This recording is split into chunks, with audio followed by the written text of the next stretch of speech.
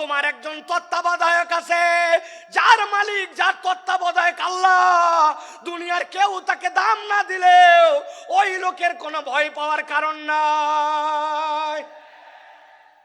আর যদি মনে করেন আমেরিকা আমার তত্ত্বাবধায়ক, কানাডা আমার তত্ত্বাবধায়ক, পাশের দেশ আমার তত্ত্বাবধায়ক, তাহলে আমি আপনার কাছে একটা কথা পরিষ্কার করে জানতে চাই এবং বুঝাতে চাই। বুঝে থাকলে বলবেন তো ভাই, আমেরিকা কি আল্লাহর দুনিয়ার ভেতরে না বাইরে? কানাডা কি আল্লাহর দুনিয়ার বাইরে না ভেতরে? পাশের দেশটা কি আল্লাহর দুনিয়ার ভেতরে না বাইরে? তাহলে আপনি বাংলাদেশ থেকে টপকায়া দেশের বাইরে যায় কেমনে ভাবতেছেন আল্লাহর দুনিয়ার বাইরে? ধরে না, ধরে না, ধরে না, ধরলে আল্লাহ ছাড়ে না। কেবল তো খেলা শুরু, ঠিক কি না? আপনারা ফুটবল খেলছেন না? ফুটবল খেলা কেমনে হয় দেখছেন আপনারা? সেন্টার থেকে খেলা শুরু। কোথা থেকে? সেন্টার থেকে খেলা শুরু হয়। এই পা ওই পা, এই পা ওই পা করতে করতে আস্তে করে বল যখন ডি বক্সের মধ্যে যায়, তারপরে চূড়ান্ত শট করে গোল দেওয়া হয়, ঠিক না? যারা তওবা না করে আল্লাহর কাছে ফেরত আসবে না, আর মনে করবে যে আমি অল্প একটু আয়ত্তের বাহিরে চলে গেলাম, গ্রেপ্তারের বাহিরে চলে গেলাম, দেশের বাহিরে চলে গেলাম আর বেঁচে গেলাম, আপনি আসলে বাঁচেন নাই। এখন পর্যন্ত আসল ধরাটাই খান না। ভালো করে কথা বোঝেন, ঠান্ডা মাথায় কথাগুলো বোঝেন। সময় বড় সংক্ষেপ, কিন্তু কথাগুলো অত্যন্ত আপনাদের হৃদয়ের মধ্যে নিয়ে যাওয়ার। এখন কথা হলো বিপদ আল্লাহ রাব্বুল আমিনের নলেজের মধ্যে। আল্লাহ রাব্বুল আমিন ইমানদারকে উদ্ধার করে দিতে চান। আল্লাহ রাব্বুল আমিন ওই বান্দার সকল বিষয়ে খবর রাখেন। এ বিষয়ে কি আমরা একমত? ঠিক আছে। এবার আল্লাহ বলছেন, আমার বান্দা, তোমাকে আমি বিপদ থেকে বাঁচায় দিতে চাই, তোমাকে আমি উদ্ধার করে দিতে চাই। আমি রব্বুল আমিন তোমাকে কল্যাণের রাস্তা দেখাতে চাই। কিন্তু রব্বুল আমিন বলছেন, আমি বান্দাকে যখন বাঁচাতে চাই, আমি রব্বুল আলামিনের একটা তরিকা আছে। উদাহরণ নম্বর 2। কয় নম্বর? কথা বললেন না ইয়াংরা? কয় নম্বর? ওই যে ডান পাশে তাকান, ডান পাশে 3 তলা 4 তলা বিল্ডিং দেখা যায়, দেখতে পাচ্ছেন? ওই দেখেন 4 তলার মধ্যে আলো জ্বলে, 4 তলার মধ্যে জানলা খোলা, ফ্যানটা ঘুরতেছে। এখন আপনাকে যদি কেউ বলে 4 তলার মধ্যে যেহেতু আলো জ্বলতেছে, 4 তলার মধ্যে ফ্যান চলতেছে, তাহলে আপনার স্বাভাবিকভাবে বিবেচনায় কি আসবে? এই বিল্ডিং এর 4 তলায় মানুষ থাকে না থাকে না? মানুষ থাকে। কিন্তু আপনার এলাকার এক ছেলে বলতেছে, যতই মানুষ থাক, যাই থাক না কেন, আমি শিওর এইটাতে ওঠার জন্য কোনো সিঁড়ি নাই, এইটাতে ওঠার জন্য কোনো লিফট নাই, এইটাতে ওঠার জন্য কোনো মই নাই, যতই মানুষ থাক। এই কথা যদি বলে কেউ আপনার এলাকায়, ওই ছেলেকে, ওই লোককে কি বলবেন? কেন? ওই লোকের পাগল। তো পাগল বলবেন কেন? বলবেন স্ক্রু ঢিল, ঠিক কিনা? আন্দাজি হুজুর যা বলে তার সাথে হো বলেন না। মানুষের স্ক্রু থাকে নাকি? বলে হুজুর, ওই পাগল আর স্ক্রু ঢিল এইটা আক্ষরিক অর্থে নয়, এইটা রূপক অর্থে। ওই লোকটার ব্রেনে অসুবিধা আছে। তাছাড়া 4 তলায় মানুষ থাকে আর সিঁড়িও নাই, লিফটও নাই, এইটাও হতে পারে না, ঠিক কিনা? আমার আল্লাহ রাব্বুল আমিন বলছেন, বিপদ আছে, বালা মুসিবত আছে, সব আছে, কিন্তু আমি রব্বুল আমিন তোমাকে উদ্ধার করতে চাই। গভীর মনোযোগ দেন। আল্লাহ সিঁড়ি বর্ণনা করতেছেন। এবার কিভাবে তুমি উদ্ধার পাবে? আল্লাহ বলছেন, ওয়াতিউল্লাহ ওয়াতিউর রাসূল ফাইন তাওয়াল্লাইতুম ফাইন্নামা আলা রাসূলিনাল বালাগুল মুবিন।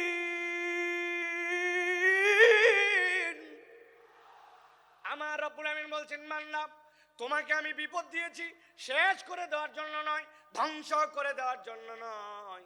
দুনিয়ার কোনো মানুষকে আমি জাহান্নামে দেওয়ার জন্য সৃষ্টি করি নাই।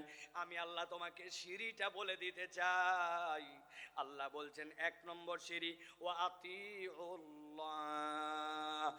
1 নম্বরে আল্লাহ রাব্বুল আলামিনের পূর্ণ ইতাআত করা লাগবে। আমি আপনাদের কাছে জিজ্ঞাসা করতে চাই, অত জোরে না বললেও সমস্যা নাই, কিন্তু বুঝে সুঝে বলবেন। আল্লাহ রাব্বুল আলামিনের যে ইতাআত করা লাগবে, এ বিষয়ে কি আমাদের কোনো সন্দেহ আছে? কিন্তু আমরা কি আল্লাহ রাব্বুল আলামিনের পূর্ণ ইতাআত করি? আমরা পূর্ণ ইতাআত করি না। এই মাহফিল এরকম নয় আমি খালি একচেটিয়া বলে যাব আর আপনি খালি শুনে যাবেন আর হ হ করে যাবেন। আমি আপনার চিন্তার খোরাক দিতে চাই। একটুখানি ঠান্ডা মাথায় এবার চিন্তা ভাবনা করেন তো। আমি 5-7 সেকেন্ড আপনাকে সময় দিব। আমি আল্লাহর ইতাআত করতে হবে জানি, কিন্তু পূর্ণ ইতাআত করি না। বলেন তো আমাদের পূর্ণ ইতাআত না করার পেছনের কারণ কি হতে পারে? ভাবেন,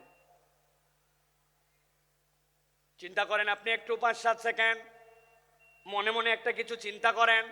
আপনাদের এক একজনের আপনাদের চিন্তার উদয় হয়েছে কিনা ভাই?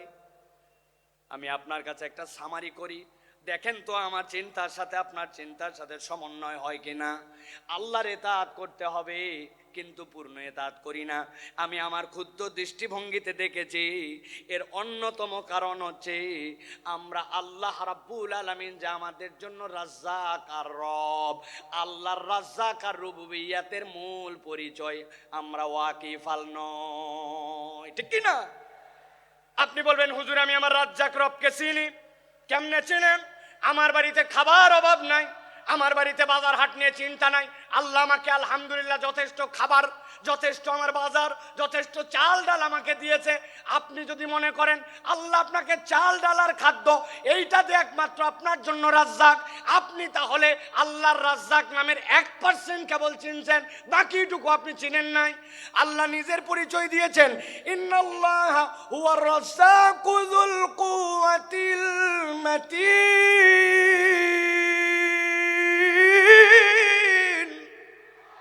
আল্লাহ বলছেন বান্দা জেনে রাখো আমি তোমার এমন রব যুল কুওয়াতিল মাতিন, যেই রবের রাজ্জাকের ব্যাপারে তুমি বান্দা বেখবর।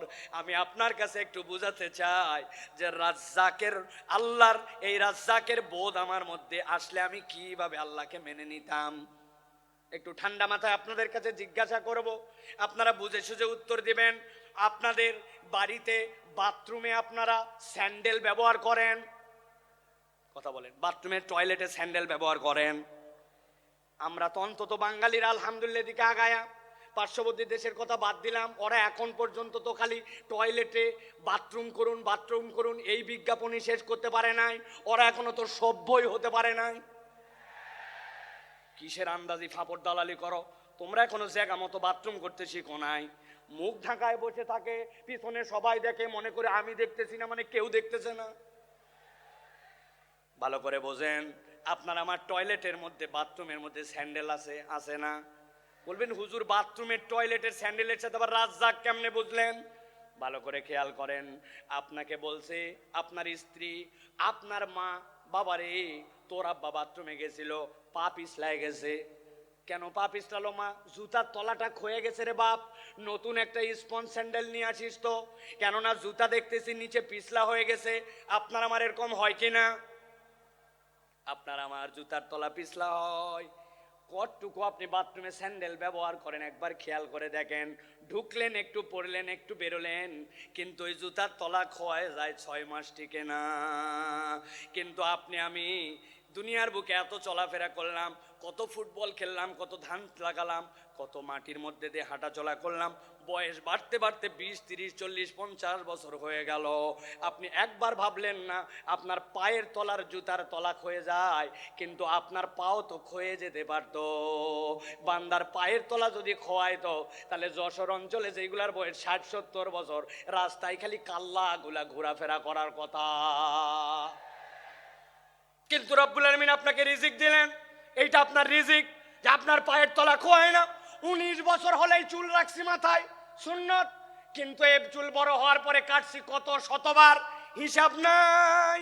কিন্তু আপনি কল্পনা করছেন মাথার চুল কত কাটলেন, কিন্তু ভুরুর চুল কতবার কাটা লাগছে? না, আপনার ভুরুর চুল কাটা লাগে নাই, মাথার চুল কাটা লাগছে। যেখানে যা করা লাগবে রব্বুল আমিন এইগুলা সমন্বয় করে আপনার জন্য দিলেন। আঙ্গুল, এই নখগুলো আপনি কত কাটলেন? বুধবার, বৃহস্পতিবার, শুক্রবারে আসার আগে, আপনি জুমাবারে আসার আগে নেলগুলা কেটে ফেলেন। নখগুলা বাড়লো, কিন্তু ওই 2 বছর বয়সে আপনার দাঁত উঠে গেছে। অনেক বাচ্চা কাচ্চার 13-14 মাসেও দাঁত উঠে যায়। ওই দাঁত উঠার পরে এই যে আমার দাঁত এই পর্যন্ত এসে দাঁড়ায় গেল, 70 বছর দাঁত আর বাড়লো না, কিন্তু নখ বেড়ে গেল। কে আপনার এইটা নিয়ন্ত্রণ করে? আল্লাহ বলছেন তুমি চিনতে পারো নাই, তোমার রব যিনি রাজ্জাক তিনি এইগুলা তোমার জন্য নিয়ন্ত্রণ করে। ভালো করে বোঝেন। আল্লাহ বলছেন আতিউল্লাহ, আল্লাহকে ইতাআত করো। আর আপনি আল্লাহ রাব্বুল আলামিনের কোন নিয়ামত খুঁজে পান না? আপনি কখনো কল্পনা করেন নাই যে দুনিয়ার মানুষ যা কিছু করে অবচেতন মনে বেশি করে? বুঝাতে পারি নাই? মানুষ চেতন মনে নয়, অবচেতন মনে বেশি কাজ করে। বলবেন হুজুর কেমনে? ভালো করে খেয়াল করেন। এই যে Sakina medical, Ad-din medical college হাসপাতাল, বুকের মধ্যে ব্যথা আপনার, ডাক্তারের কাছে আসছেন, ডাক্তার বলছে আপনার বুকের সমস্যা, হার্টে, তবে এটা বাঁচার উপায় আছে। কি উপায় ডাক্তার সাহেব বলেন? আমি আরো বাঁচতে চাই। পরামর্শ দিছে, কোনো টেনশন নাই, তবে একটা সাবধানতা অবলম্বন করতে হবে। 1 মিনিটে আপনাকে শ্বাস নিতে হবে 20 বার। যদি 21 বার নেন ঝামেলা আছে, আর যদি 19 বার নেন ঝামেলা আছে। এখন আপনি বাড়িতে আসছেন প্রেসক্রিপশন নিয়ে, এরপরে আপনি এখন হাতে সব সময় শুধু ঘড়ি, কারণ আপনাকে 1 মিনিটে কয়বার শ্বাস নিতে বলছে? 20 বার। 21 বার নিলেও ঝামেলা, 19 বার নিলেও ঝামেলা। ওই লোক এখন নিঃশ্বাস নাই, 1 2 3 4 5 6 8 9 10, সারাদিন খালি গুনে আর নিঃশ্বাস নেয়। 1-1.5 ঘন্টার বেশি এই গুনার হিসাব মিলাতে পারবেন না। আপনি যদি গুনে গুনে নিঃশ্বাস নেওয়া লাগতো, দুনিয়ার বুকে 2 ঘন্টাও টিকে থাকা সম্ভব নয়। এইগুলো অবচেতন ভাবে রব্বুল আলামিন সব নিয়ন্ত্রণ করেন। যিনি নিয়ন্ত্রণ করেন তিনি রব, তিনি আপনাকে আমাকে এই রিজিক দিয়া রাখছেন, ঠিক না? যশোর অঞ্চলে পিঠার অঞ্চল, ঠিক না ভাই? পিঠাপুলি জামাইরে খাওয়ান তো আপনারা, না খাওয়ান না? বাদ দিছেন না? এখনো খাওয়ান। জামাইরে খাওয়ায়। খেজুরের রসের অঞ্চল, অদ্ভুত আল্লাহ নিয়ামত দিয়েছেন। এই নিয়ামতকে রব্বুল আলামিন ভরপুর করে দিয়েছেন। এক জামাই আপনার এলাকায় আসছে,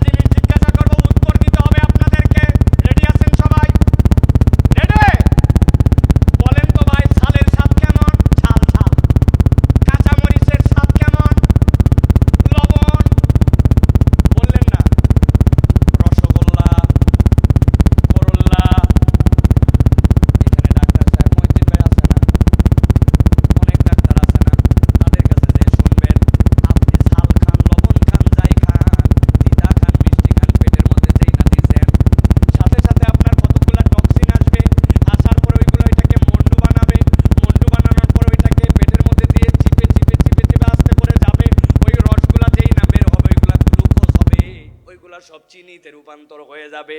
যেই না আপনার পেটের মধ্যে চিনি হয়ে গেল, এরপরে আপনার চোখের জন্য যেটা লাগবে, আপনার হার্টের জন্য যেটা লাগবে, কিডনির জন্য যেটা লাগবে, আপনার অঙ্গ প্রত্যঙ্গের জন্য যেখানে যেটা লাগবে সেটা অটোমেটিক সার্কুলেট হয়। আপনি বলতেছেন এইটা আবার এমন কি? আমি অনেক সময় মজা করে বলি, এখানে আমার অনেক বাইকার বন্ধু আছে যারা মোটরসাইকেল চালায়, আছে কি না? হঠাৎ করে দেখে মোটরসাইকেল বন্ধ হয়ে গেছে, এদিকে কাজ ওদিকে কাজ, ঝুঁকা ঝুঁকি, দেখেন নাই কি নাই, কথা বললেন না? অকটেন নাই, পেট্রোল নাই, ঠিক না? চিন্তা করছে অকটেন নাই, পেট্রোল নাই, তাই কি অনেকক্ষণ ধরে আমার সেই রকম প্রস্রাব চাপছে, আমার নিজের ভিতরে যথেষ্ট পরিমাণে কোন পানি আছে, উনি আস্তে করে ট্যাঙ্কি খুলে ভিতরে ঢুকায় দিয়ে কাম ছাড়ছে। বলেন তো ভাই, নিজের প্রস্রাব দিয়া মোটরসাইকেল চলবে তো? ও ভাই বুঝেন না, মনে হয় চলবে না। কেন চলবে না? আমার মোটরসাইকেল, আমার প্রস্রাব চলবি না মানে? বলে হুজুর, মোটরসাইকেল চলার জন্য আলাদা করে পেট্রোল লাগে, ব্রেক করার জন্য ব্রেক অয়েল লাগে, ইঞ্জিনের জন্য ইঞ্জিন অয়েল লাগে, এক জিনিসের কত ফাংশন আলাদা আলাদা করে আপনাকে দিতে হয়। আর আপনি খেয়ে নিচ্ছেন, আপনার বডিটাকে চলানোর জন্য আপনাকে টেনশন করতে হয় না, সবগুলোকে প্রক্রিয়া করে রব্বুল আলামিন চলান। আল্লাহ বলছেন বান্দা যদি একবার বুঝতো যার নির্দেশে আর যার পথ নির্দেশে তার শরীরটা চলে, তাইলে এই কৃতজ্ঞতা যদি তার মধ্যে ঢুকে যেত, ওই বান্দা কখনো আল্লাহর ইতাআতকে ছাড়তে পারে না। ঠিক কি না? আমার আল্লাহ রাব্বুল আলামিন এই জন্য বলছেন ওয়াতিউল্লাহ ওয়াতিউর রাসূল ফাইন তাওয়াল্লাইতুম ফাইন্নামা আলা রাসূলিনাল বালাগুল মুবিন।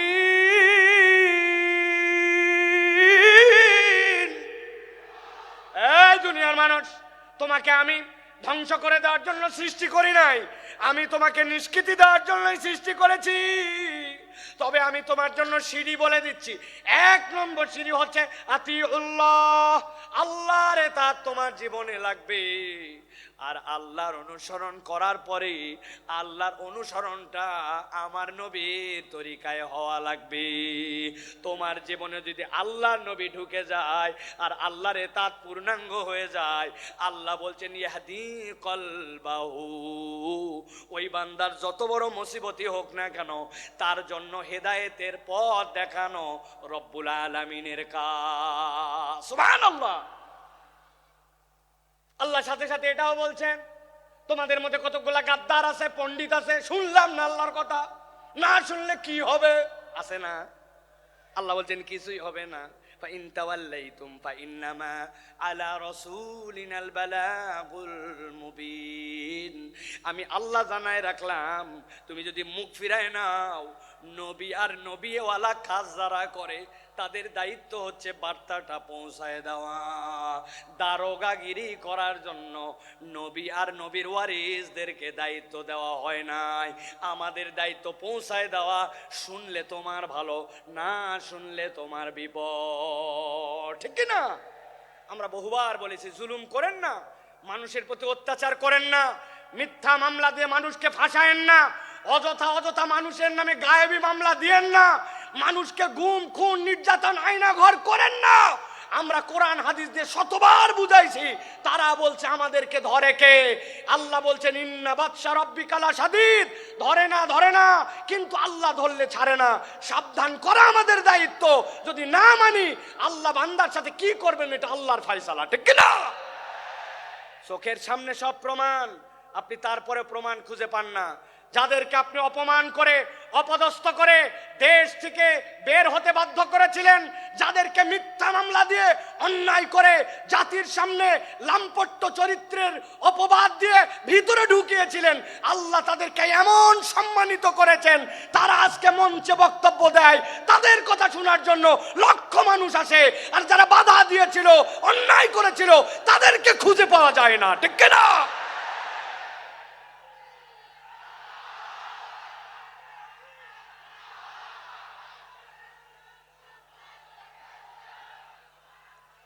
প্রিয় ভাইয়েরা, যুগে যুগে জালিমদের ব্যাপারে আল্লাহ রাব্বুল আলামিন একটা কথা বলেছেন, খবরদার তোমরা এটা মনে করো না আল্লাহ রাব্বুল আলামিন জালিমদের ব্যাপারে গাফেল।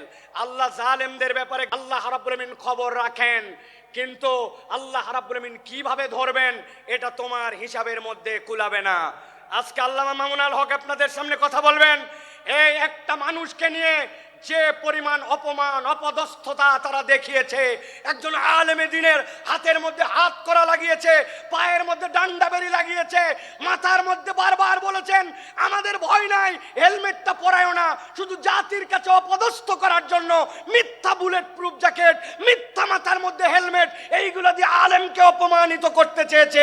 আল্লাহ দেখায় দিয়েছেন অপমান যারা করেছিলে আজকে তোমাদের পরিণতি কি। এই জন্য আমরা বলতে চাই, এখনো যারা আছেন, আগামীতেও যারা আসবেন, আপনারা যদি মনে করেন একদল গেছে আমরা সামনে বাপের বেটা আপনাদেরকেও সতর্ক করতে চাই, আলেম ওলামা ইসলামপন্থী কোরআনওয়ালা তাদের সাথে বেয়াদবি করলে দুনিয়া আখিরাতে আল্লাহ তাদেরকে ছাড় দিবে না। সাবধান হয়ে চলবেন, সাবধান হয়ে চলবেন। এটা আমাদের কথা নয়, আল্লাহ রাব্বুল আলামিনের কথা। আল্লাহ রাব্বুল আলামিন বলছেন, ভালো করে জেনে রাখো দুনিয়ার মানুষ, ওয়ামা খলাকতুল জিন্না ওয়াল ইনসা ইল্লা লিয়াবুদুন। আমি জিন আর ইনসান এখানে কাউকে খাস আর আম করি নাই, গণভাবে তোমাদেরকে আল্লাহর ইবাদতের জন্য সৃষ্টি করেছি। অতএব তুমি যদি আল্লাহর আব্দ হও, সেটা যেখানেই হোক না কেন, আল্লাহর উবুদিয়্যাতের মধ্যে ঢুকতে পারলে নিষ্কৃতির পথ আছে, আল্লাহর উবুদিয়্যাতের মধ্যে ঢুকতে না পারলে বাঁচার দ্বিতীয় কোনো রাস্তা নাই। আল্লাহ রাব্বুল আলামিন আমাদেরকে যেন এই কথাগুলি বোঝার তৌফিক দান করেন, বলেন আল্লাহুম্মা আমিন। প্রিয় ভাইরা, আমি মূল আলোচনার মধ্যে প্রবেশ করব, তবে তার আগে এতক্ষণ যেটি বললাম এটা আমার নিজস্ব চিন্তা চেতনায় আমি খেয়াল করে দেখেছি। আমাদের যে মাহফিলগুলো হয়, এই মাহফিলগুলোতে আমাদের যারা শ্রোতারা আসেন তারা একটু এলোমেলো বাউন্ডারিহীন আসেন। কি শুনলাম আর কি শুনবো, খানিকক্ষণ আসলাম, স্লোগান দিলাম, তাকবীর দিলাম, হই হই করলাম, চলে গেলাম। এই মাহফিল বড় মাহফিল, লোক দেখানোর মাহফিল করে লাভ নাই। এই জন্য আমি চিন্তা করি যেখানেই যাই আগে অন্তত একটু আল দেই, আল বাঁধা। আল চেনেন আপনারা? ভাই আল যদি না থাকে পানি বাঁধবে? কথা বললেন না, পানি বাঁধবে? আসলে আমাদের থেকে অনেক ডিস্টেন্স হয়ে গেছে আপনাদের, তাই না ভাই? একটু দূরে চলে গেছেন আপনারা। প্রিয় ভাইয়েরা, আল যদি না থাকে তাহলে পানি যেরকম বাঁধে না, তো আমাদের জীবনে আমি যে কথাটা শুনবো এই কথাটার আগে একটা আল লাগবে, যে আমি কেন এই কথাটা শুনতেছি, এই কথাটা আমার শোনা কেন জরুরি। আমি তো আল্লাহ রাব্বুল আলামিনের পূর্ণ ইতাআতে ঢুকতে চাই, কিন্তু আমার জীবন ভর এমন অপরাধ, এমন ভুলভ্রান্তি যে আমি কোনো লাইন খুঁজে পাই না, আমি কোন লাইনে যাব। তো ওই লাইনটা বোঝানোর আগে আমি একটু আল দিলাম। এখন আপনাদের সহযোগিতা নিয়ে আমরা সরাসরি একটু তাফসীরের মধ্যে প্রবেশ করতে চাই। আপনারা প্রবেশ করতে চান? আছেন আপনারা ইনশাআল্লাহ? কারা কারা আছেন দুই হাত উঁচু করে একটু দেখান।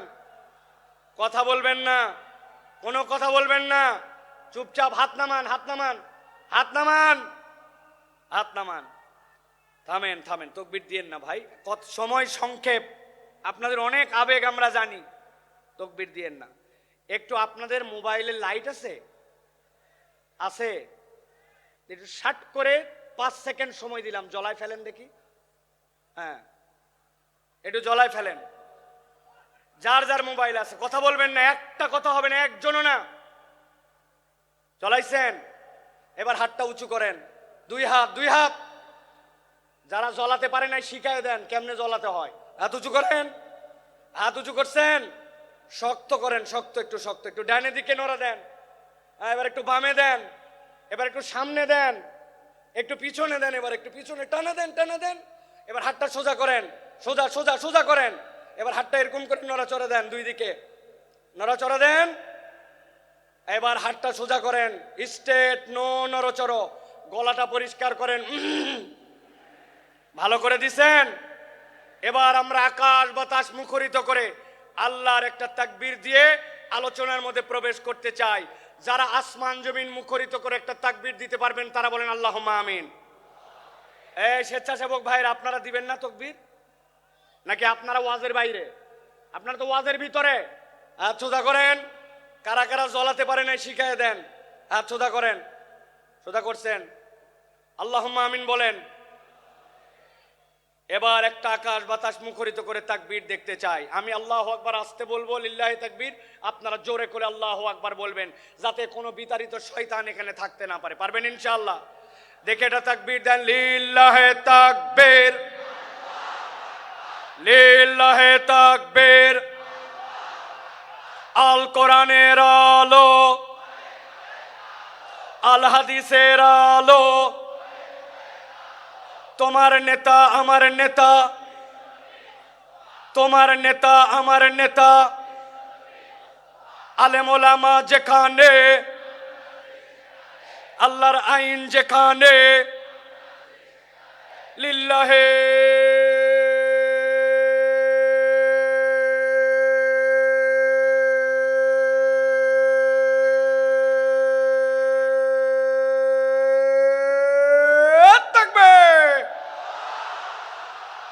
আলহামদুলিল্লাহ, হাত নামান, চুপ করে বসে যান, একটার কোনো কথা হবে না।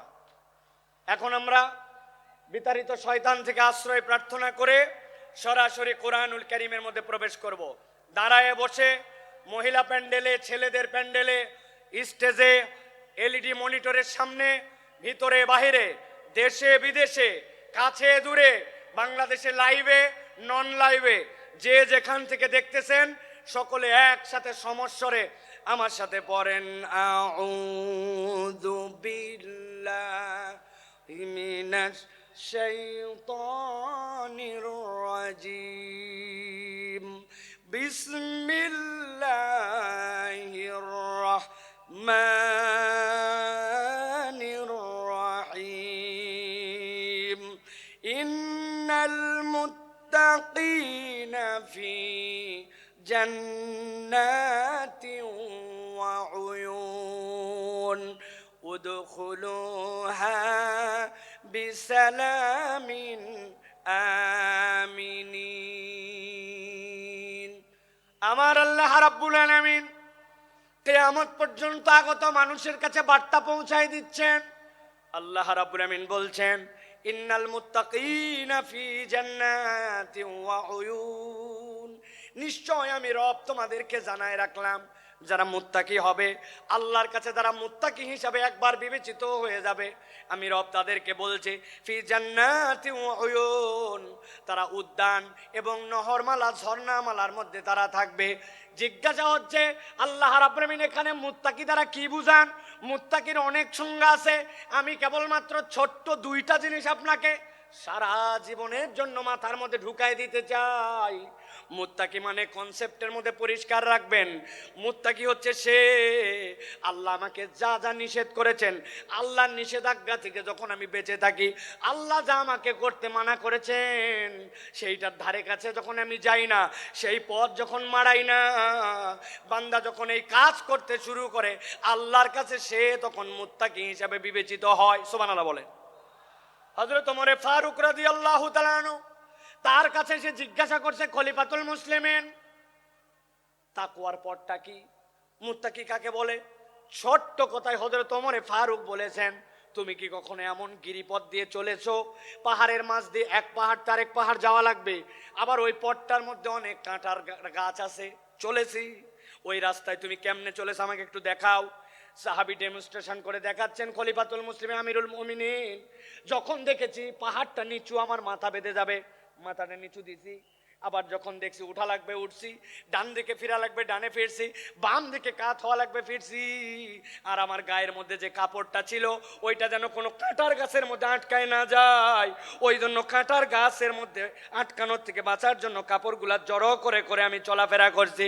হযরত ওমর ফারুক বলছেন, তুমি তো তাকওয়া বুঝেই ফেলছো, তাকওয়ার পথ তো এইটাই, হালাল হারামের সংমিশ্রণ আছে, আল্লাহর নিষেধাজ্ঞা আছে, অনেক কঠিন, কিন্তু তোমাকে যেহেতু বেরিয়ে যেতে হবে, তুমি বিবেচনা করে করে যখন চলো, এইটাই তোমার জন্য তাকওয়ার পথ। আল্লাহ বলছেন, ওই তাকওয়ার পথে চলে যারা মুত্তাকি হবে, ইন্নাল মুত্তাকিনা ফি জান্নাতিন ওয়া উয়ুন, আমি রব্বুল আমিন তাদের জন্য জান্নাত আর তাদের জন্য ঝর্ণা রেখেছি। আল্লাহ ডাক দিয়ে বলবেন, উদখুলুহা বিসালামিন আমিনিন, ওর মধ্যে তোমরা নিরাপত্তার সাথে প্রবেশ করো। আল্লাহ মূলত বুঝাতে চান, আমার বান্দা যে একবার হবে, আমার এতাতকারী যে হবে, আমি তাকে জাহান্নামের জন্য সৃষ্টি করি নাই, আমি তাকে জান্নাত দিতে চাই। সুবহানাল্লাহ।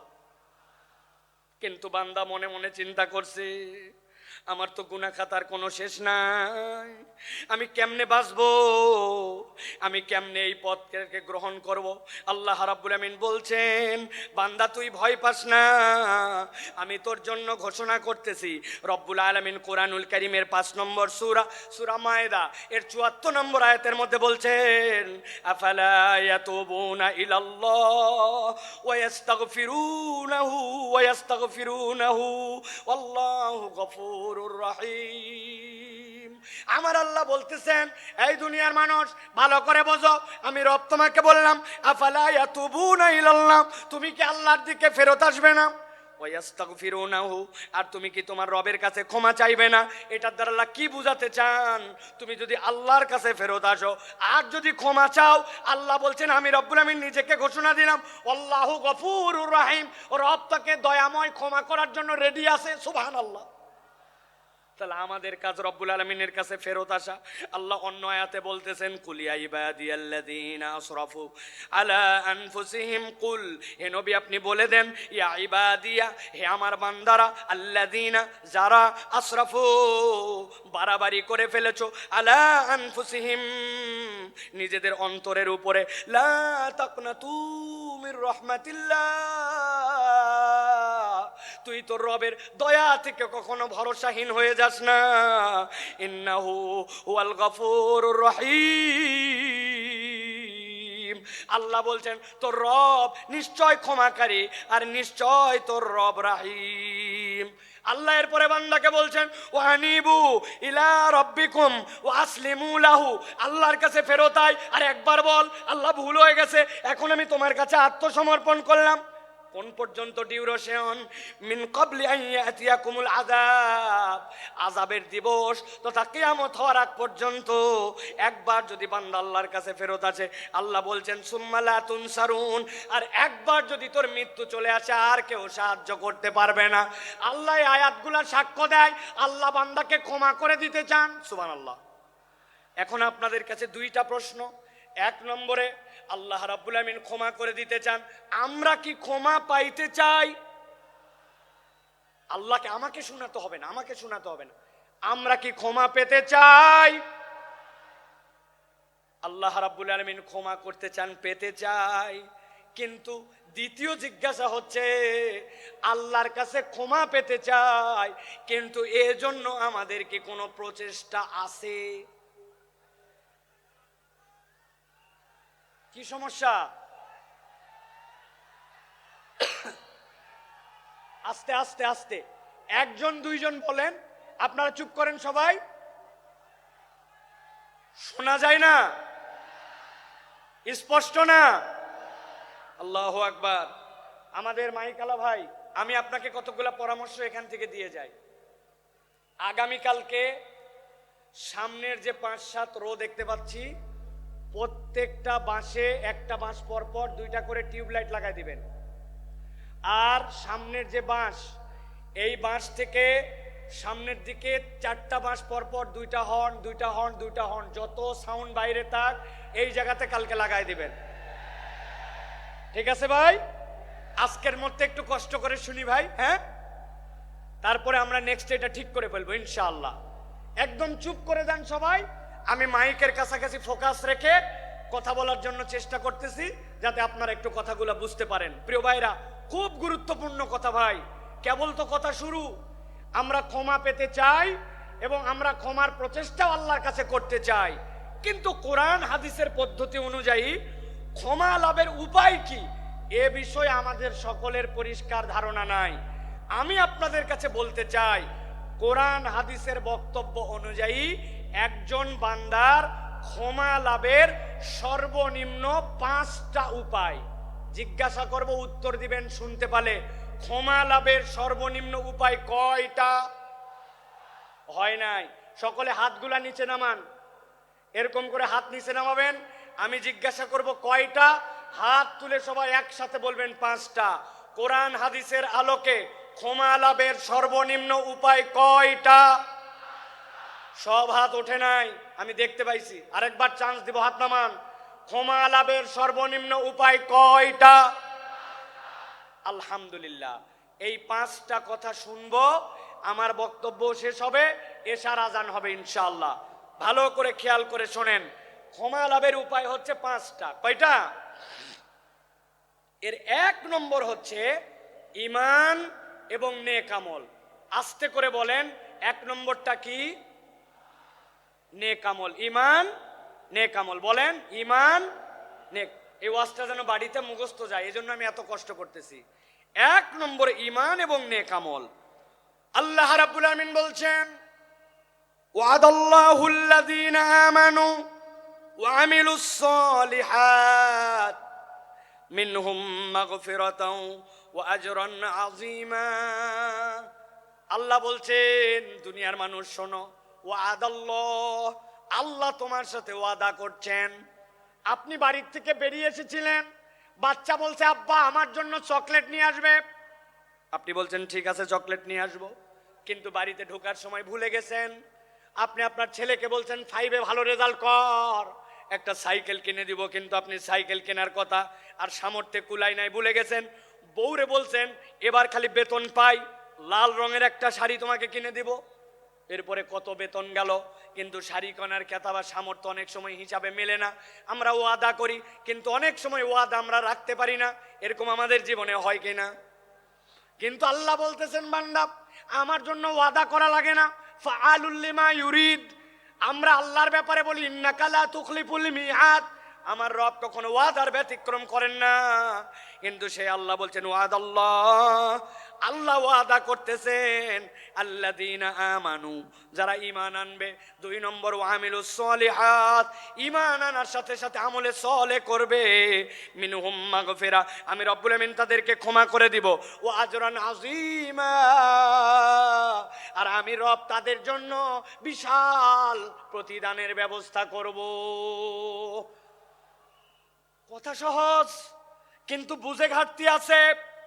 আমাদের ধারণা আমরা তো আলহামদুলিল্লাহ ইমানদার, ঠিক না ভাই? আলহামদুলিল্লাহ ইমানদার, আমরা ইমান আনছি। এবার যদি জিজ্ঞাসা করে আমলে সলে করেন, নেক কাজ করেন, বুক ফুলায় বলবে করি, মানে নামাজ বাদ দেই না, রোজার সময় রোজা করি, হজ যাকাতও দেই সুযোগ থাকলে, বলি কিনা আমরা? প্রিয় ভাই ভালো করে বুঝে যান, ভালো করে অন্তর দিয়ে কথাগুলা বুঝে যান।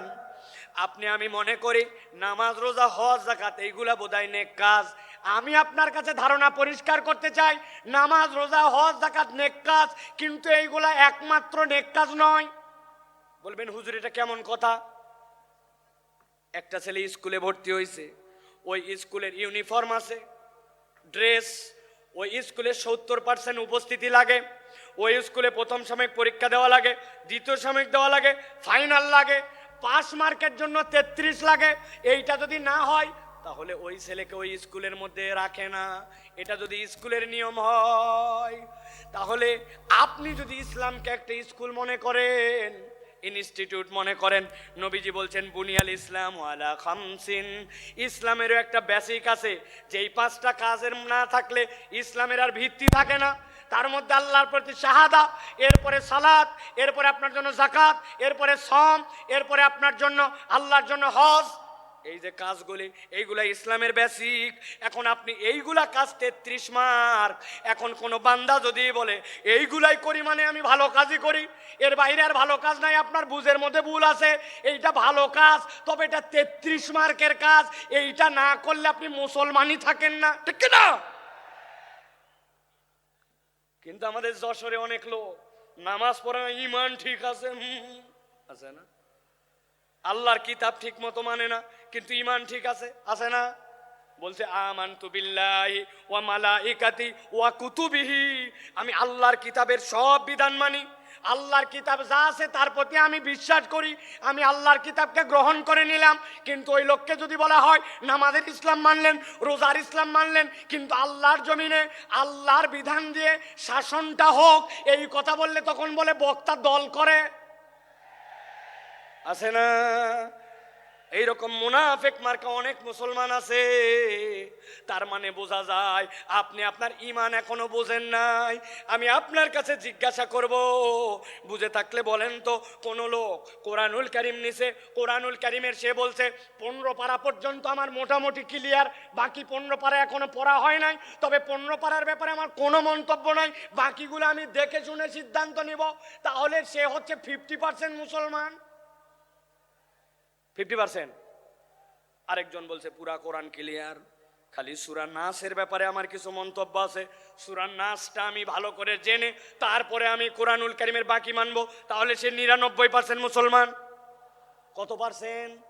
0 কোরআনের একটা অক্ষরও যদি আপনি অস্বীকার করেন, আপনি 0% মুসলমান, ঠিক না? আপনি না বলছিলেন আমানতু বিল্লাহি ওয়া মালাইকাতি ওয়া কুতুবিহি, আমি আল্লাহর প্রতি ঈমান আনি, রসুলের প্রতি, কিতাবের মধ্যে যা কিছু আছে সবগুলার উপর। তাহলে আপনার কি ঈমান আনা হয়েছে? কথা বললেন না, হয়েছে? বাঁচার উপায় কি? আমি একটা বাঁচার উপায় বের করছি, যদি আপনারা জানতে চান তাহলে বলে দিব, বলবো। তবে শর্ত আছে, ফিরি ফিরি বলা যাবে না। যাওয়ার আগে আমার সাথে দেখা করে 50 টাকা করে হাদিয়া দেওয়া লাগবে। রাজি আপনারা? হুজুর খুচরা টাকা নাই, এটা গাড়ি ভাড়া খালি দিতে পারবো না, এগুলো বললে হবে না। কয় টাকা বলবো? দেখেন, পছন্দ হলে টাকা দিয়েন, না হলে দিয়েন না। এখন থেকে আমরা সিস্টেম করে আল্লাহর কাছে আগেই বলে যাব। আমরা এখন থেকে কালেমাটা একটু সিস্টেম করে বলবো, আমানতু বিল্লাহি ওয়া মালাইকাতিহি ওয়া কিছু কিছু কুতুবিহি, অথবা বলবো আমানতু বিল্লাহি ওয়া মালাইকাতিহি ওয়া যদ্দুর বুঝি তদ্দুর কুতুবিহি। তাই তো, ফেরেশতা যায় কবরে ধরছে, ধরার পরে বলছে আমি আগেই বলে আসছি।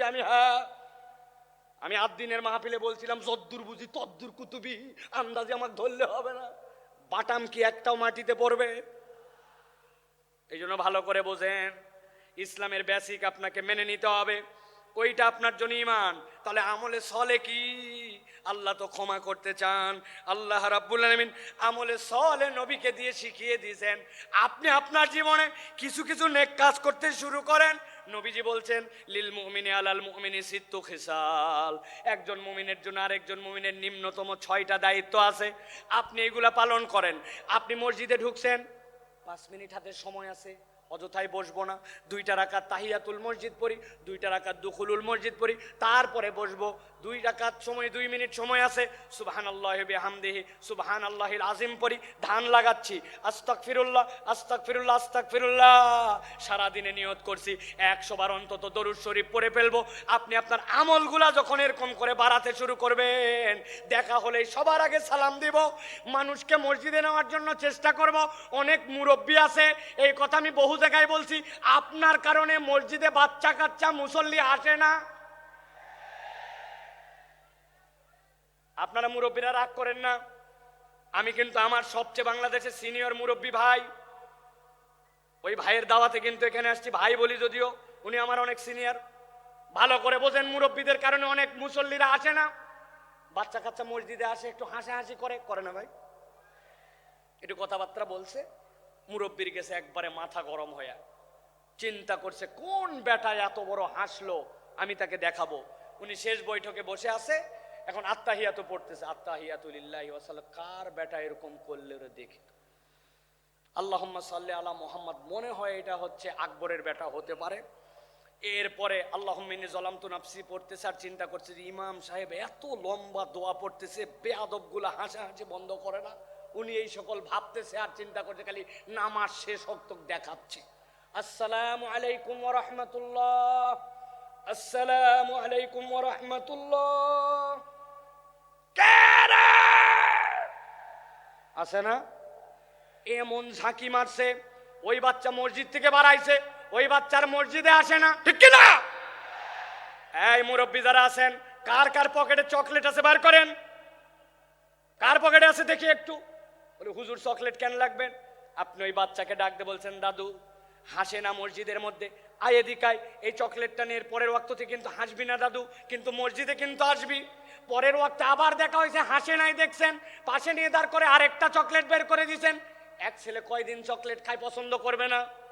2 দিন পরে 5 টাকার একটা কয়েন বের করে হাতে দিয়ে বলছেন দাদু একটা বিস্কুট কিনে খাস, তুই তো চমৎকার করে নামাজ পড়িস।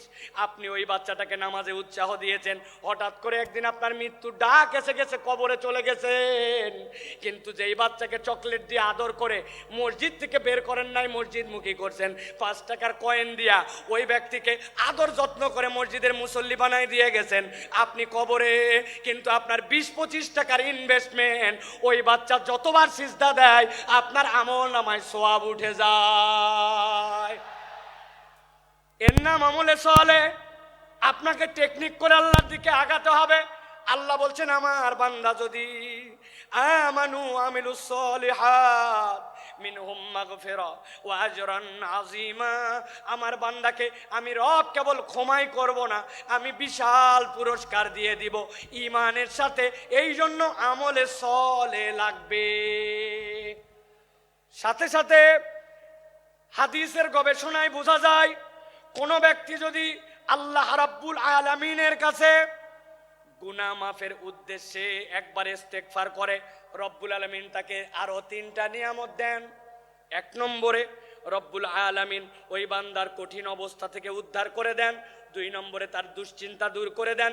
3 নম্বরে তার রিজিকের পেরেশানি আল্লাহ তুলে দেন। সুবহানাল্লাহ। তাহলে ক্ষমা লাভের উপায় কয়টা ভুলে গেছেন? কয়টা? 5টা। 1 নম্বর গেল। এবার চলেন 2 নম্বর। 2 নম্বর হচ্ছে আল্লাহর কাছে ক্ষমা চাওয়া। বান্দা যদি ক্ষমা পেতে চায়, আল্লাহর কাছে তাকে ক্ষমা চাইতে হবে। আল্লাহ রাব্বুল আমিন বলছেন, وَمَن يَعْمَلْ سُوءًا أَوْ يَظْلِمْ نَفْسَهُ ثُمَّ يَسْتَغْفِرِ اللَّهَ يَجِدِ اللَّهَ غَفُورًا رَحِيمًا। আমার আল্লাহ বলছেন, বান্দা ভালো করে বুঝো, ওয়ামাই আমাল, তোমাদের মধ্যে যে করে ফেলে সুআন, কোন গুনাহ, আও ইয়াজলিম নাফসাহু, অথবা নিজের উপরে সে জুলুম করে ফেলছে, সুম্মা ইস্তাগফিরিল্লাহ, এক মুহূর্ত দেরি করে নাই, তার রবের কাছে সে ইস্তেগফার করেছে। আল্লাহ বলছেন, কেউ যদি আল্লাহর কাছে ইস্তেগফার করে, ইয়াজিদিল্লাহ গফুরার রাহিমা, আল্লাহর কাছে ইস্তেগফার করলে আল্লাহকে সে দয়াময় ক্ষমাশীল হিসাবে পাবে। সুবহানাল্লাহ। আল্লাহ চান আমার বান্দা আমার কাছে মাপ চাক, কিন্তু ওই মাপ চাওয়াটা যেন মাথা খাটানো মাপ চাওয়া হয়, ওই মাপ চাওয়াটা যেন ঠোঁটের মাপ চাওয়া না হয়, ওই মাপ চাওয়াটা যেন স্বয়ং বেয়াদবি না হয়। অনেক সময় বাচ্চা কাচ্চাকে বাপ মা কারোর সাথে বেয়াদবি করলে বলে, বল সরি, বল সরি, বল। ওই বাচ্চা এমন ভাবে সরি বলে, সরি বলাটাও একটা বেয়াদবি, সরি এমন ভাবে বলছে। তো আমরাও অনেক সময় আল্লাহর কাছে বেয়াদবের মতো মাপ চাই। আপনারা বুঝতে পারেন নাই আমার কথা, জন্য এই কথাটার সাথে সাড়া দেন নাই।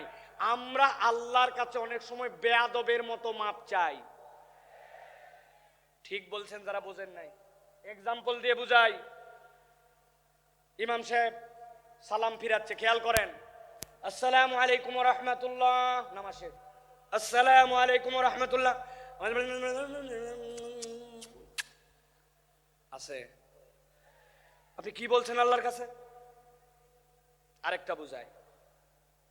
এমপি সাহেবের কাছে গেছেন, একটা চাকরি দরকার আপনার ছেলের জন্য, সুন্দর করে যাই এমপি সাহেবের কাছে বলতেছেন, মাননীয় এমপি সাহেব আপনার কাছে আসছি, আমার ছেলের কাছে চাকরি দরকার, জরুরি ভিত্তিতে, আপনার অনেক ক্ষমতা আছে, চাকরি দরকার, মেহরবানি করে দ্রুত আমাকে চাকরি দেবেন, আসসালামু আলাইকুম ওয়া রাহমাতুল্লাহ। এমপি সাহেব বলছে, পাগলটা কোত্থেকে আসছে রে, এটা আস্তা বেয়াদব। কথা বললেন না, অত দূর গেলাম না, আমি হুজুরের কাছে আসছেন, হুজুর আমার ছেলেটা অসুস্থ, আমার ছেলের জন্য আপনি দোয়া করবেন, মেহরবানি করে আসসালামু আলাইকুম ওয়া রাহমাতুল্লাহ। হুজুর বলবে, কি রে পাগল না ছাগল রে, আমার কাছে এত জোরে এসে দোয়া চাচ্ছে। আপনি হুজুর, আপনি এমপি সাহেব, আপনি লোকের কাছে যদি এরকম করে চান, তাইলে ওই লোক আপনাকে বেয়াদব বলে। আর আল্লাহর কাছে আমার প্রয়োজন, কিন্তু আমি এমন ভাবে আল্লাহর কাছে চাই, 2টা মিনিট হাতের সময় নাই, মনোযোগ দিয়া কায় মনোবাক্যে দিল লাগায়া আল্লাহর কাছে সিজদায় পড়ে 5 মিনিট 10 মিনিট ধরে কেঁদে কেঁদে আল্লাহর কাছে আমরা মাপ চাই না, অথচ আমার গুনাহ খাতার কোনো শেষ নাই। আপনাদের অবস্থা জানি না। আজকে সকাল থেকে আমার গুনাহ যদি আমার কপাল দিয়ে লেখা হতো নিয়ন সাইনের মতো, স্টেজে উঠতে দিত না। অনেক মুরব্বী মানুষ মনে করছে বোধহয় মুরব্বীর দাড়ি পেকে গেছে, গুনাহ নাই। একটা মহিলা তার সামনে দিয়ে চলে গেছে, অন্তরের মধ্যে এমন কথা উদয় হয়েছে, ওইটা বেয়াদবের মতো চাওয়া যাবে না। ক্ষমা চাওয়া মানে কি খালি আস্তাগফিরুল্লাহ আস্তাগফিরুল্লাহ আস্তাগফিরুল্লাহ, এটা নয়। আপনি দিল থেকে অনুতপ্ত হইয়া আল্লাহর কাছে চাওয়ার মতো যদি চান, আমি মাঝে মাঝে বলি, আপনাদের কাছেও বলি, ও ভাই আপনার নামাজটাকে একটু সুন্দর বানান। আমি নামাজ সুন্দর বানানোর জন্য একটা শুধু পরামর্শ দেই, আজকের থেকে শপথ নেন, আপনার জামাত ছাড়া ব্যক্তিগত যত সুন্নত নফল আমি 7 তাসবির নিচে রুকু সিজদা আর দিব না। রাজি? সুবহানাল্লাহ সুবহানাল্লাহ সুবহানাল্লাহ সুবহানাল্লাহ সুবহানাল্লাহ সুবহানাল্লাহ, এরকম 60টা তাসবিহ পড়ব রুকুতে। সুবহানা রাব্বিয়াল আযীম, সুবহানা রাব্বিয়াল আযীম, সুবহানা রাব্বিয়াল আযীম, এরকম করে 60টা তাসবিহ রুকুতে, 60টা তাসবিহ সিজদাতে। আমার নফল ব্যক্তিগত নামাজ আজকের থেকে 60টা তাসবিহর নিচে হবে না। রাজি আছেন ইনশাআল্লাহ? হঠাৎ করে উঠে গেছি 3 বার পরে, রেগুলার অভ্যাস, আবার টাইট করছি পরের রাকাত থেকেই, না আমি তো 7 তাসবিহর নিচে উঠবো না। আমি আল্লাহর কসম করে বলতেছি আপনার নামাজের 50% সুন্দর হয়ে যাবে। তাহলে 2 নম্বর আল্লাহর কাছে ক্ষমা চাওয়া, 3 নম্বরে আল্লাহর কাছে তওবা করা। বলেন 3 নম্বর তওবা করা। বলেন। অনেকে বলবেন হুজুর ইস্তেগফার আর তওবার মধ্যে কি পার্থক্য? একটু আগেই তো বললেন ইস্তেগফারের কথা, ক্ষমা চাওয়ার কথা, তাহলে তওবার মধ্যে পার্থক্য কি? তওবার রকম আছে 4টা, দীর্ঘ আলোচনা সেদিকে যাব না, কিন্তু তওবার মানেটা ভালো করে বোঝেন। আল্লাহ কোরআনে বলেছেন তুবু ইলাল্লাহি তাওবাতান নাসুহা, তোমরা আল্লাহর কাছে তওবা করো, তওবাটা যেন নাসুহা হয়। কি হয় নাসুহা মানে কি? আরবিতে নাসুহা শব্দটার উৎপত্তি স্থল 2টা, হয় নাসাহাতুন বা নাসাহাতুন। পেটের মধ্যে বাচ্চা, শাশুড়ি মা চিন্তা করছে আমার মেয়ের ডেলিভারি হবে, বাচ্চা কাচ্চার জন্য কাঁথা সেলাই করা লাগবে, এই ছিঁড়া লুঙ্গি, এই চাদর, অমুক কাপড়, এইগুলা জোড়া দিয়ে দিয়ে কাঁথা বানায়, ঠিক কিনা? ভালো করে মনে রাখবেন, নাসাহাতুন মানে ভাঙ্গা সম্পর্ক জোড়া লাগানো, আর নাসাহাতুন মানে ফেরত আসা। আল্লাহ বলছেন আমি আমার বান্দাকে দেখতে চাই অতীতের জন্য অনুতপ্ত, ভবিষ্যতে আর করবে না, আল্লাহর সাথে সম্পর্ক ছিন্ন হয়েছিল জোড়া লাগাবে আর আল্লাহর কাছে ফেরত আসবে। একবার যদি তুমি তওবা করতে পারো, আল্লাহ বলছেন আমি তোমার সব গুনাহ খাতা মাফ করে দিতে রেডি আছি। আল্লাহ কোরআনে বলছেন ওয়া হুয়াল্লাযী ইয়াকবালুত তাওবাতা আন ইবাদিহি ওয়া ইয়াফু আনিস সাইয়্যাত ওয়া ইয়ালামু মা তাফআলুন।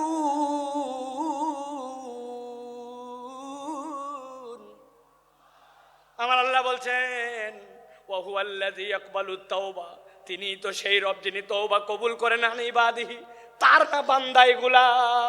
আল্লাহ বলছেন ওই আফু আনিস সাইয়্যাত, আর তিনি তো তার দোষ ত্রুটিগুলা ক্ষমা করে দেন। ওই আলামু মা তাফালুন।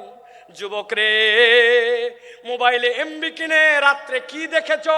বাহিরে জুব্বা টুপি লাগায়া ঘুরছো, মানুষ হুজুর হুজুর বলছে, কিন্তু নামাজের অবস্থা কি ছিল, আমলের অবস্থা কি ছিল, ভিতরের অবস্থা ছিল কেউ জানে না। আল্লাহ বলছেন মৃত্যুর খাটলি সকলের কাছে লেগে যাবে, কিন্তু আল্লাহ সব জানেন। আল্লাহ চান আমার বান্দাকে আমি ক্ষমা করে দেই, এই জন্য আল্লাহ বলছেন বান্দা যেন আল্লাহর সাথে ভাঙা সম্পর্ক জোড়া লাগায়, আর আল্লাহর কাছে যেন বান্দা ফেরত আসে। সুবহানাল্লাহ। ভাঙা সম্পর্ক জোড়া লাগায় তওবা করে করে যদি আল্লাহর কাছে ফেরত আসে, আল্লাহ কেমন পছন্দ করেন।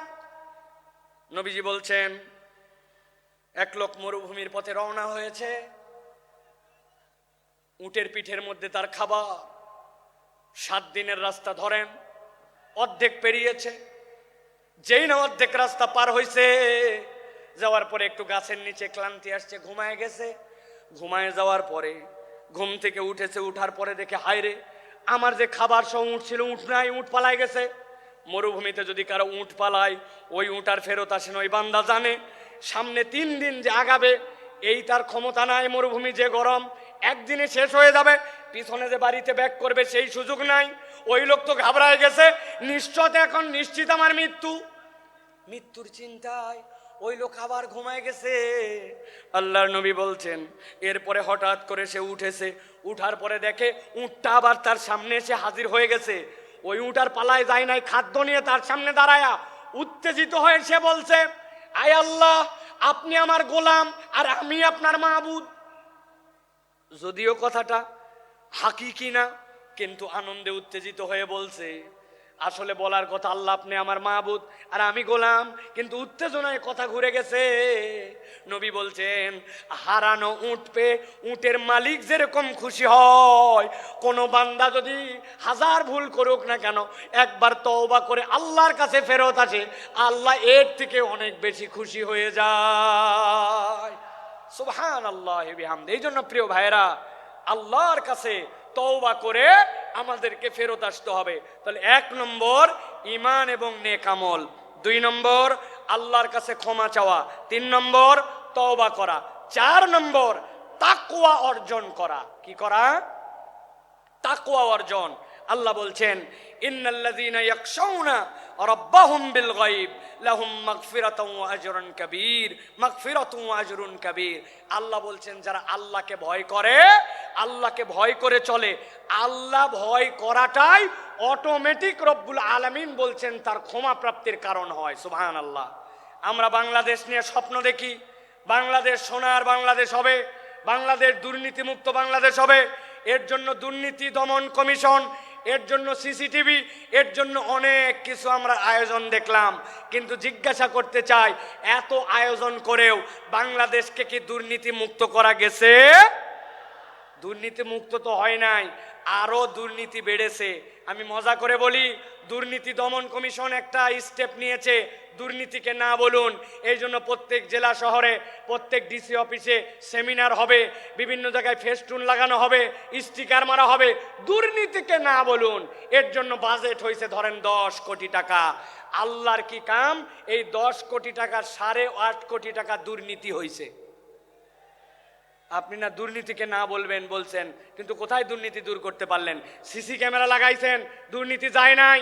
আমি পাসপোর্ট অফিসে গেছিলাম, আমার পাসপোর্টের 6 মাসের নিচে মেয়াদ শেষ, অনেক আগের কথা। পাসপোর্টটা রিনিউ করতে হবে। পাসপোর্টে যাওয়া, অফিসে যাওয়ার আগে আমাকে লোকজন বলছে প্রস্তুতি নিয়ে যায়েন।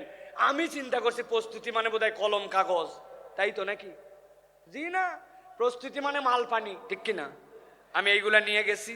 যাওয়ার পরে এখন পাসপোর্ট অফিসের দোতলায় আমাকে খালি ঘুরায়, অনেক ঘুরাইয়া ঘুরাইয়া ঘুরাইয়া, টাকাও নেয় না, কাজও করে না, কি জ্বালা। অনেকক্ষণ পরে বলছে নিচে চলেন। দোতলার থেকে যখন আমাকে নিচে নিয়ে আসছে, নিচে আনার সময় একটা সিঁড়ি, মধ্যে একটা ল্যান্ডিং, এরপর আরেকটা সিঁড়ি। তো 1 ধাপ সিঁড়ি পার করে মধ্যে যে জায়গা, ওই জায়গায় দাঁড় করায় বলছে টাকা ছাড়েন। আমি বললাম ভাই তোমাকে এই টাকা দেওয়ার জন্য তো বহুতক্ষণ ধরে আমি ঘুরি, তুমি এতক্ষণ ঘুরাই এই জায়গায় এনে কেন টাকা চাও? বলে হুজুর তাহলে শোনেন, এই বিল্ডিংটি পুরাটা সিসি ক্যামেরা নিয়ন্ত্রিত। আমরা মনিটরে চেক করে দেখছি, পুরা বিল্ডিং এর সব জায়গাটা ভিডিওতে আসে, খালি এই জায়গাটা ধরে না। তো যেই জায়গাটা ধরে না ওই জায়গায় উনি টাকা খায়। তাহলে দুর্নীতি দূর করতে চান আর দেশকে সোনার বাংলা বানাতে চান, কখনো এটা সম্ভব নয় যদি না মানুষের দিলকে আল্লাহর ভয়ে ভীত করে একটা উন্নত চরিত্রের প্রজন্ম তৈরি করা না যায়, শিক্ষা সংস্কার করা যদি না যায়, এই প্রজন্মকে কখনো মানুষের মতো মানুষ এই বাংলাদেশকে সোনার বাংলাদেশ বানানো সম্ভব নয়। কিন্তু আমরা দেখেছি আমাদের শিক্ষা ব্যবস্থায় গাফলতি, নানান জায়গায় গাফলতি।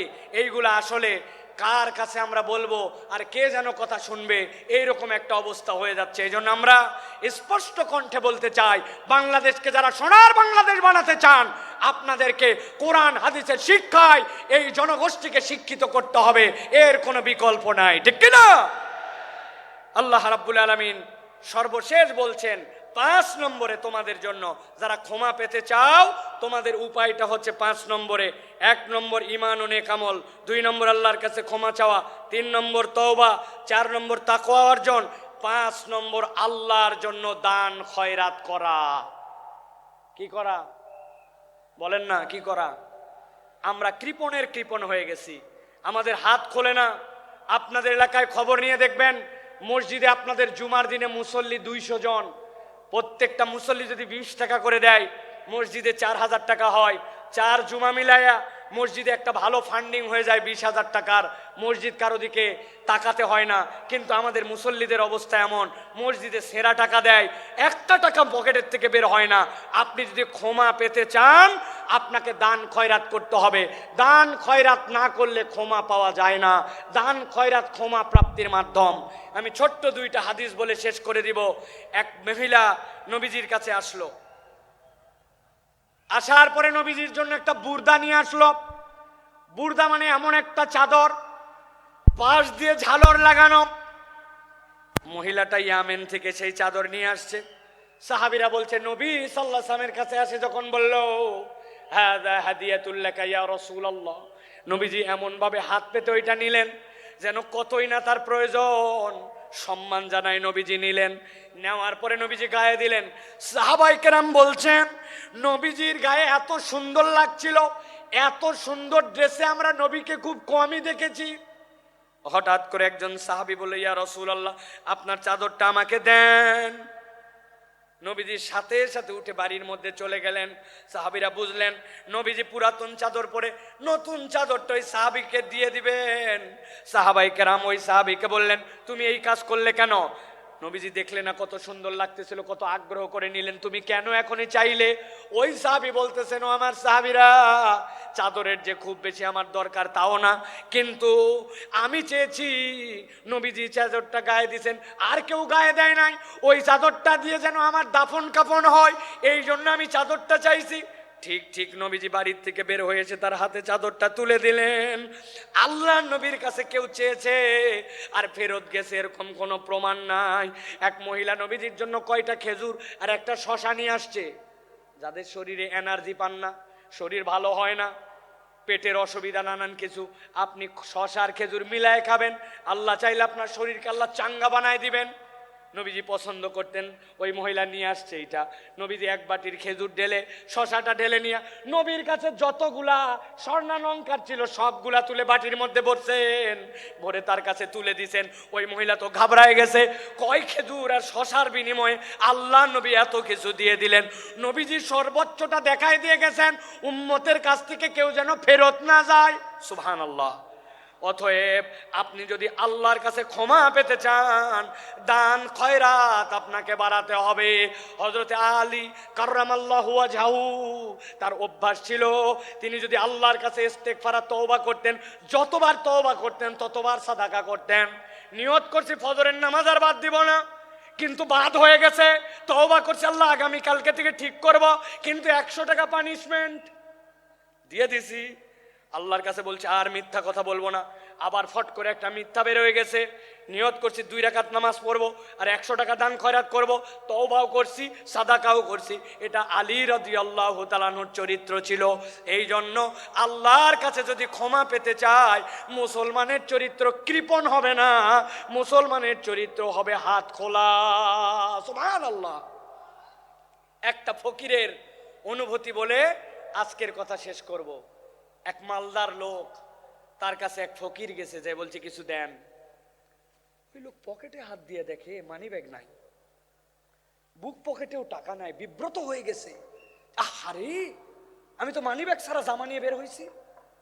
ফকির ডাক দিছে, ডাক দিয়ে গায়ে হাত দিছে, পিঠে হাত দিয়ে বলছে বাবারে সত্যিকার কথা, পকেটে টাকা একদম নিয়ে বের হই নাই, ভুলে গেছি টাকা আনতে, মানি ব্যাগ আনতে মনে নাই, এই জন্য তোকে দিতে পারলাম না। বাবারে এরপরে তুই চাইলে ইনশাল্লাহ তোকে দিব। এই কথা শুনে ওই ফকির দোয়া করতেছে ওই লোকের জন্য, আল্লাহ আপনাকে বারবার মানি ব্যাগ আর টাকা ছাড়া বের হওয়ার তৌফিক দান করুক। ওই লোক ঘাবড়ায় গেছে, কিরে আমার প্রতি কি রাগ করে এই কথা বললো নাকি, বদদোয়া করলো নাকি? যে কোনো একজন আজানের উত্তর দেন, আমার প্রতি রাগ করলো নাকি, বদদোয়া করলো নাকি? বলছে বাবা তুই এই কথা বললি কেন, যে বারবার আপনি মানি ব্যাগ ছাড়া বের হন? ও বলতেছে শোনেন, টাকা চাইলে তো কতকেই দেয়, ভালো মনে দেয়, খারাপ মনে দেয়, অনেক টাকা দেয়, কিন্তু আমরা যারা দরিদ্র মানুষ, হত দরিদ্র মানুষ, মানুষ আমাদের সাথে একটু সুন্দর করে কথা বলে না, কেউ একটু গায়ে হাত দিয়ে আদর করে কথা বলে না। টাকা চাইলে টাকাটা দেওয়ার সময় কেমন করে জানি দেয়। আমরা তো একটু ভালোবাসাও দাবি করি। তো আজকে আপনার পকেটে মানি ব্যাগ না থাকার কারণে যে গায়ে হাত দিয়া মাথায় হাত দিয়ে আদর করে আপনি ভালোবাসা দিছেন, ওইটা আমার অনেক বেশি দরকার। এই জন্য দোয়া করছি আপনি মানিব্যাগহীন আসেন, তাহলে আমি আদরটা অন্তত পাবো। বুঝেন, সব সময় সব অভাবী মিসকিন কেবলমাত্র আপনার কাছে টাকা পয়সার ডিমান্ড করে না, ভালোবাসা চায়, সুন্দর কথা চায়, আদর চায়, স্নেহ চায়। এটাও আল্লাহর পক্ষ থেকে বড় একটা দান হিসাবে বিবেচিত হবে। অতএব আচরণ সুন্দর করি, দান সাদাকা করার চেষ্টা করি। ক্ষমা প্রাপ্তির এই 4টা গুণ। আর প্রথমে আপনাদের কাছে বলেছি, আল্লাহর কাছে ক্ষমা প্রাপ্তির তালিকায় ওঠার জন্য, হেদায়েতের রাস্তা পাওয়ার জন্য 2টা সিঁড়ি। এই 2টার সমন্বয় করে যদি আমরা চলি, মৃত্যু আর জান্নাতের মধ্যে আমাদের কোনো বাধা থাকবে না আমরা তাহলে আল্লাহর কাছে এই কথাগুলি অনুযায়ী আমল করার চেষ্টা করব তো ইনশাআল্লাহ। ইনশাআল্লাহ আল্লাহ কবুল করুন। আল্লাহুম্মা আমিন। হাযা মা ইনদি ওয়াল ইলমু ইনদাল্লাহ। সুবহানাকাল্লাহুম্মা বিহামদিকা আশহাদু আল্লা ইলাহা ইল্লা আনতা আস্তাগফিরুকা ওয়া আতুবু ইলাইক। ওয়াসসালামু আলাইকুম ওয়া রাহমাতুল্লাহি ওয়া বারাকাতুহু।